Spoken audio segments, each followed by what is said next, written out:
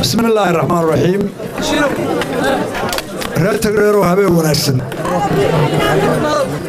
بسم الله. انت يا مرتضى يا انت لو مرتيه هي. لما انت السلام عليكم ورحمه الله وبركاته. هذا البدن هالكلمه يالو gabagabada unba iyo mahadnaq un baan oran sidii wafdiga oo dhammi uu yiri waxaan ku raacinayaa mahadnaq ballaaran oo tog dheer ah oo burco ah oo kulmiye ah oo intii caawa xafladda soo abaabushay inta joogtaba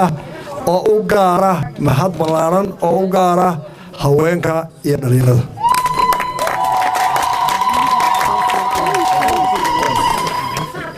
hadal intii caawa la cabirnaa kubiyintii laga yiri rag oran ku raacsanahay halka ay dhigaan baan dhigay laba qodob horta qolooyinkan mucaaridka ah gaar ahaan wadani hal su'aal baan weydiinaya waxa weeye madaxweynaha jamhuuriyadda qaranka Soomaaliland oo ku sugan dalka Imaaraadka waxay bariyahan aad miidiyaha u marayaan odayga waa sakaraad kana dhacay balaayo te waa habartaasi odaygu dalkana waa u soo shaqeeyay intii dawladda waxaana wax badan buu u qabtay waanu diga qabooba oo 7 sano joogay ciisma herdiin shaqaaqooy waana ninkii horreeyay yiri anigu tartay maayo odaybaan oo waa shan sano ayaa dhalinyaro ay bartartama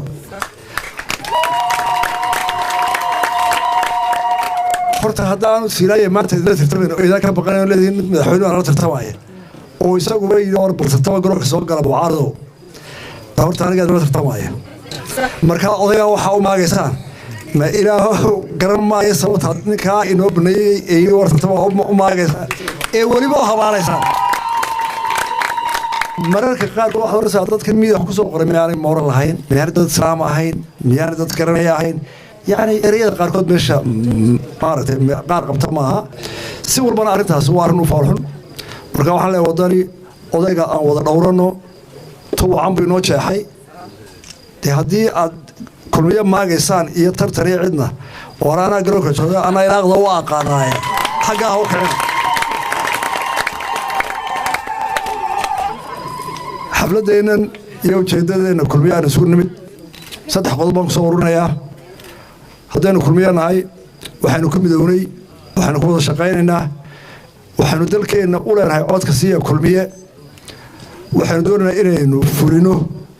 oo aynu qabanno inagoo kulmiyaha xukuumaddeena iyo kolba ciddii xilka haysa inaynu nolosha dadkeena kolba kor u qaadno halkay maalintaa joogto meelka wanaagsan aanu gaarsiino inaynu dalkeeda midayno oo dadkeennu dhammaan noqo dad isu qalbi xaaran oo dalkooda wada dhista iyo inaynu diinteenna ilaashanno ta u dambayso ah inaynu qaranimada Soomaaliland xaqiijino afartaa qodob baynu isku raacsan marlabaadka aad iyo aad baan ugu mahadnaqayaa intii soo qaban qaabisay intay ka soo qayb gashay waqti dheer aad soo dhaweynaysay taagnaydeen aad iyo aad baa mahadsantihiin